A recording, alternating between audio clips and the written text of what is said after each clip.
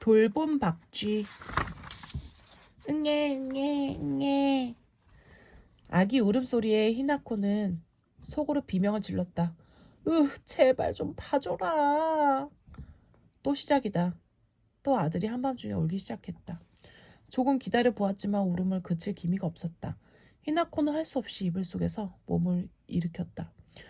몸도 눈꺼풀도 납덩이처럼 무겁다. 시계를 보니 새벽 2시. 오늘 하루도 2시간밖에 못 잤다.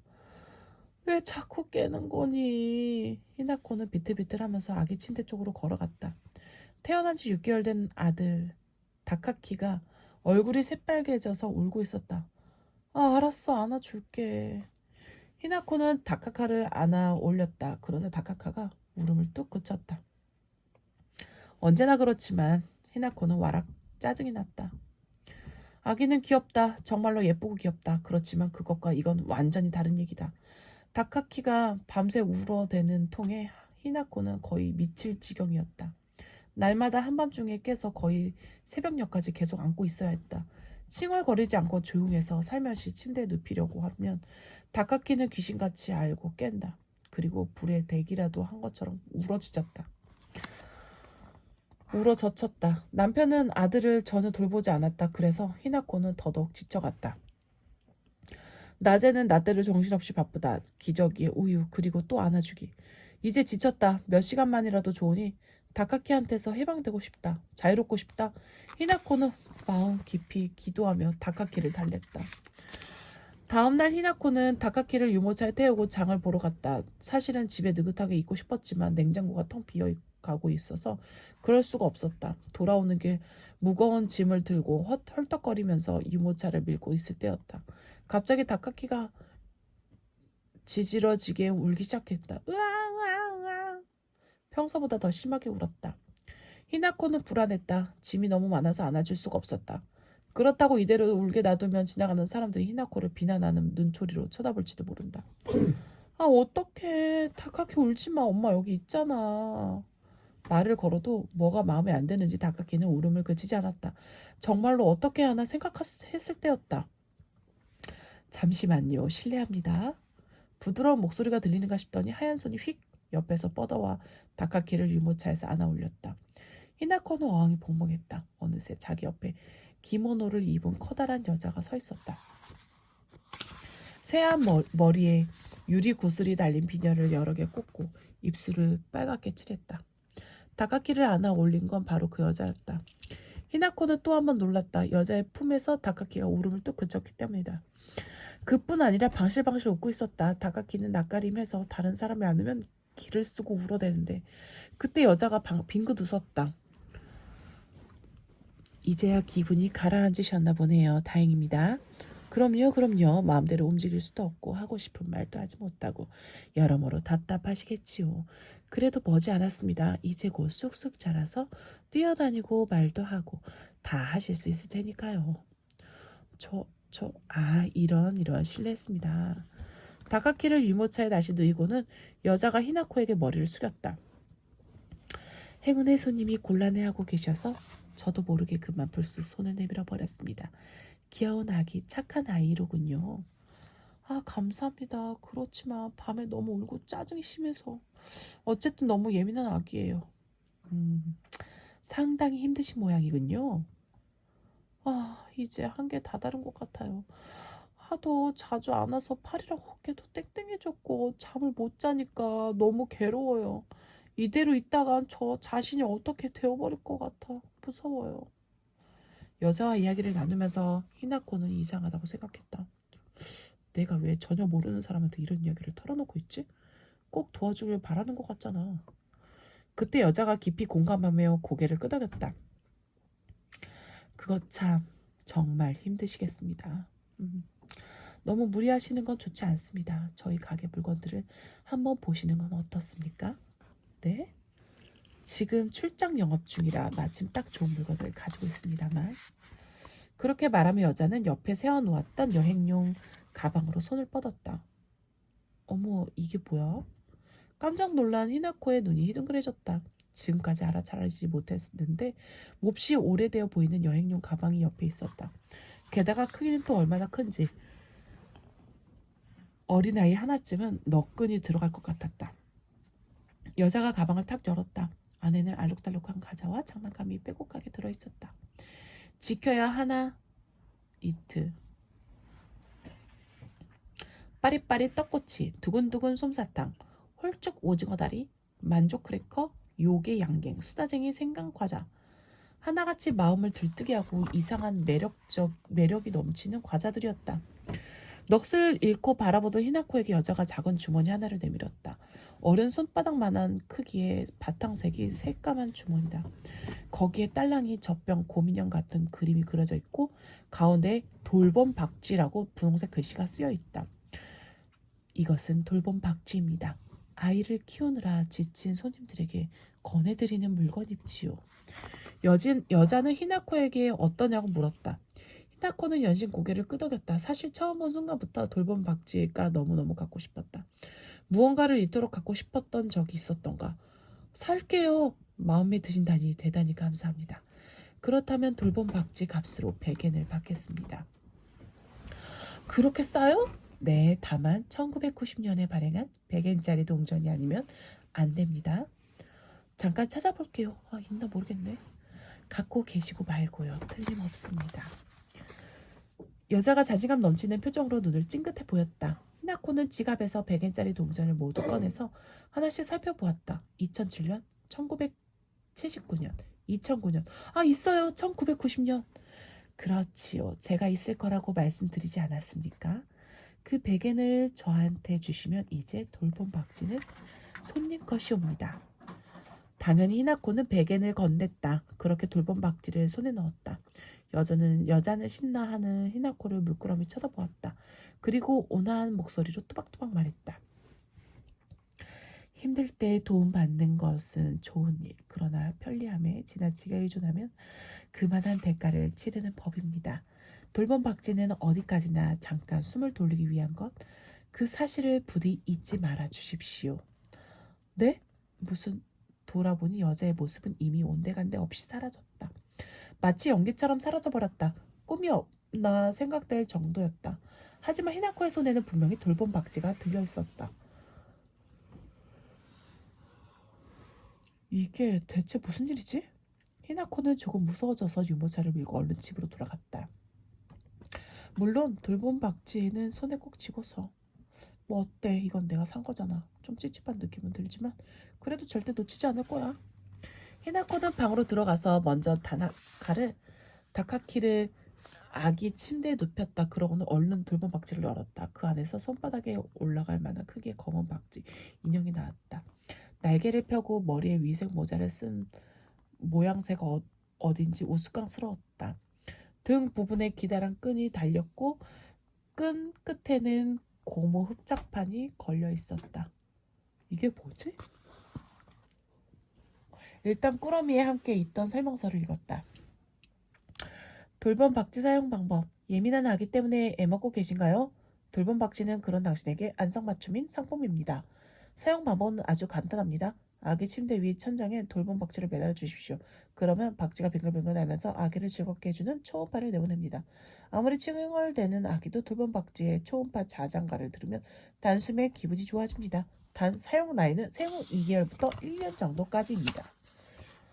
와, 우리 아기는 6개월이니까 딱 좋네. 히나코는 돌봄 박쥐의 흡작판을 아기 침대 위에 천장에 붙여 보였다.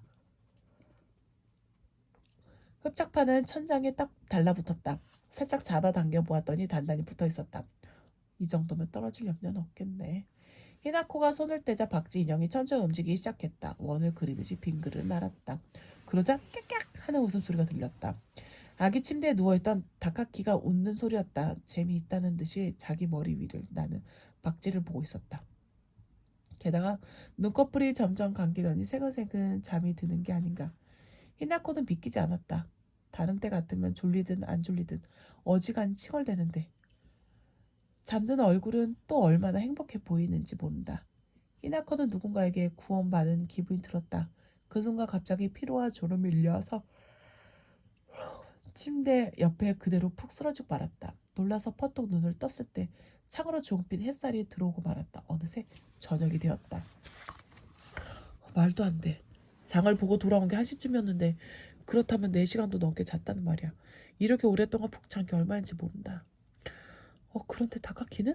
다카키! 허둥지둥 아기 침대로 가서 보니 다카키는 벌써 깨어 있었다. 방글방글 웃으면서 머리 위를 나르고 있는 박쥐를 보고 있었다. 히나코는 마음이 놓였다. 이궁 우리 다카키, 이 박쥐가 그렇게 마음에 들어? 다카키는 활짝 웃는 얼굴로 대답했다. 히나코는 진심으로 행복했다. 됐어. 이것만 있으면 하루에 몇 시간쯤 다카키한테서 자유로워질 수 있을 것 같다. 다카키 언제 이 돌봄 박쥐에 흥미를 잃을지 모르겠지만 그때까지는 어쨌든 자유시간을 만들 수 있으니까. 히나코는 흥흥 콧노래를 부르며 즐겁게 저녁 식사를 준비했다.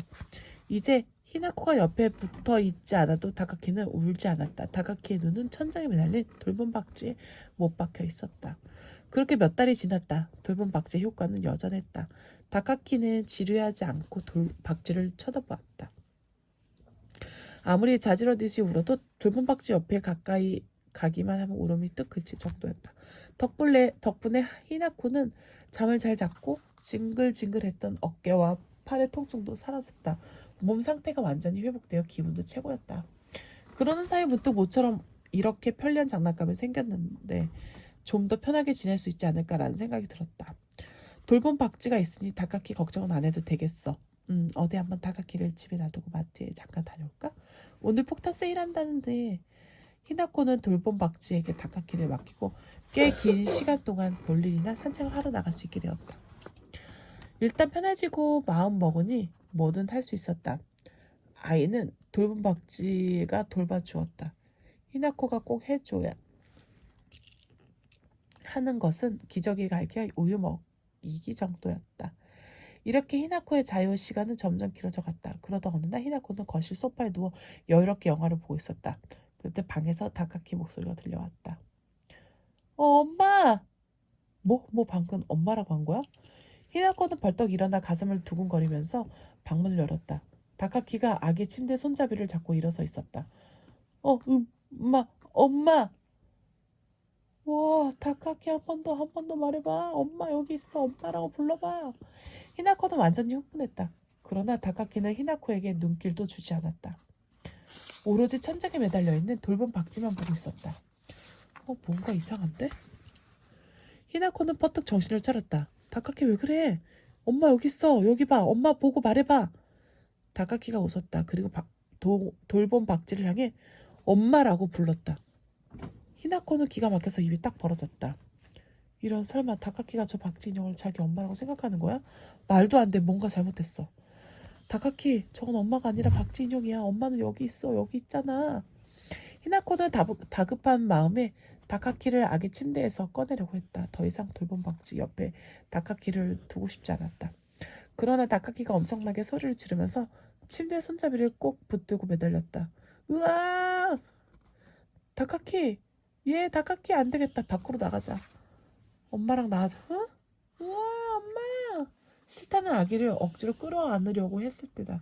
무언가 툭툭 끊어지는 소리가 나더니 이어서 히나코의 머리를 쿵 세게 쳤다. 으악! 히나코는 엉겁결에 멍덩방아를 찧었다. 몸을 추스르며 앞을 보다가 히나코는 까무라칠 뻔했다. 검은 박쥐가 다카키 옆에서 날개를 파닥거리고 있었다. 눈은 빨갛게 빛나고 벌린 입으로 하얀 이빨이 보였다. 마! 다카키가 반갑게 부르자 박쥐는 다카키에게 살짝 다가갔다. 그리고 히나코를 찌릿 노려보았다. 나가! 섬뜩한 목소리가 머릿속에서 울려 퍼졌다. 히나코는 참을 수가 없어서 아이 방에서 달아났다. 다카키를 구해야 한다고 생각하면서도 몸이 벌벌 떨려서 서 있을 수조차 없었다. 다카키의 웃음소리가 들렸다. 분명 그 박쥐한테 안겨서 엄마라고 부르며 어리광을 부리고 있을 것이다. 왜 그러지? 어쩌다가 이런 일이 벌어졌을까? 엄마는 안 돼. 무섭고 억울하고 섭섭해서 눈물이 주르르 흘러내렸다. 경찰을 부르자. 아니 119에 연락해서 저 수상한 박쥐를 쫓아내야 해. 비틀비틀 걸어가서 휴대전화를 손에 쥐었지만 어디로 전화를 걸어야 할지 막막했다. 히나코는 무턱대고 서랍을 열고 수첩을 꺼냈다. 바로 그때 작은 종이가 팔랑거리며 바닥으로 떨어졌다. 돌봄 박쥐의 사용 설명서. 지금까지 계속 서랍에 넣어두었던 모양이다. 이게 뭐야 대체. 뭐가 나한테 안성맞춤이라는 거야. 저 박쥐는 아기 도둑이잖아. 히나코는 화를 참지 못하고 설명서를 갈격에 찢어버리려고 했다. 그런데 설명서 뒷면에도 무언가 쓰여 있다는 걸 알아차렸다. 이게 뭐지? 얼른 읽어보았다. 주의사항. 아기가 말을 하기 시작하면서 돌봄 박쥐와 떼어놓기를 권장합니다. 만일 아기가 박쥐에게 엄마라고 부르면 박쥐는 자기가 정말 엄마라고 착각합니다. 자칫 당신한테서 아기를 빼앗으려 할지도 모릅니다. 아, 어떡해. 히나코는 새파랗게 질렸다. 돌봄 박쥐의 위험성이 분명히 적혀 있었다. 그런데 히나코는 설명서를 제대로 읽지 않았을 뿐 아니라 다카키가 곧 말을 할 거란 기미조차 알아차리지 못했다. 이렇게 되어버린 것은 자업자득 아닐까? 내가 너무 어리석었어. 아, 어떻게 하면 좋지? 울음이 터져나올 것 같았지만 설명서 내용이 아직 남아있었다.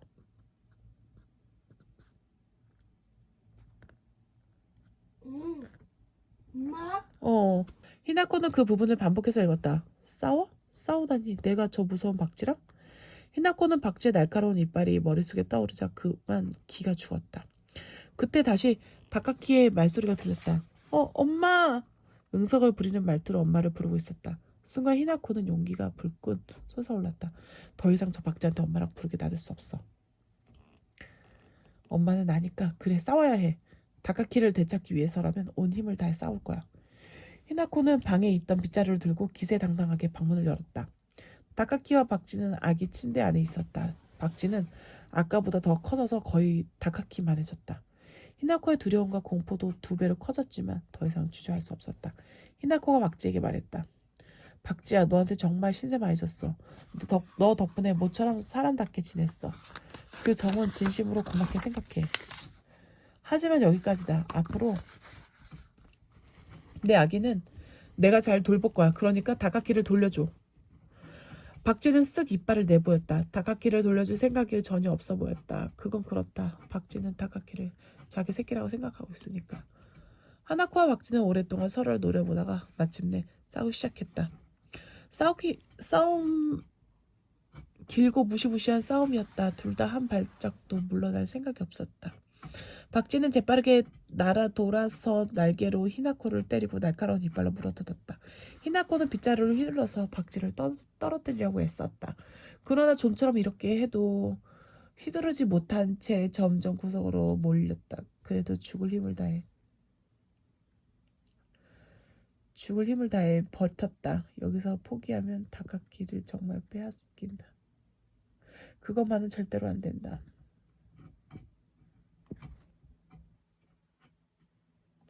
다카키는 절대 넘겨줄 수 없어. 내 아기라고. 히나코는 땀범벅이 되고 상처투성이가 되면서 소리를 질렀다. 우와! 그때까지 눈을 동그랗게 뜨고 엄마들의 싸움을 지켜보던 다카키가 갑자기 울음을 터뜨렸다. 엄마! 엉엉 울면서 다카키가 2손을 내민 상태는 하나코였다. 다카키. 히나코는 빗자루를 내동댕이 치고 정신없이 아기 침대로 달려갔다. 그러곤 다카키를 들어 올려 꼭 끌어안았다. 다카키도 히나코의 가슴에 매달렸다. 아, 다카키가 날 선택해줬어. 히나코 눈에서 눈물이 흘러내렸다. 문득 정신을 차려보니 창문이 열려있고 박쥐는 사라지고 없었다. 다카키가 히나코를 선택했기 때문에 가버린 것이다.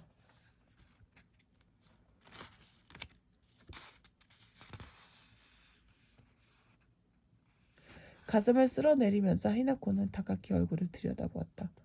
그래, 내가 엄마야, 다카키.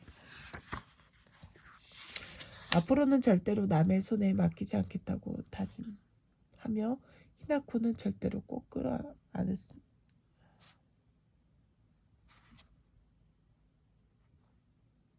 엄마, 어, 읽어야죠. 앞으로는 절대로 남의 손에 맡기지 않겠다고 다짐하며 히나코는 아기를 꼭 끌어안았다.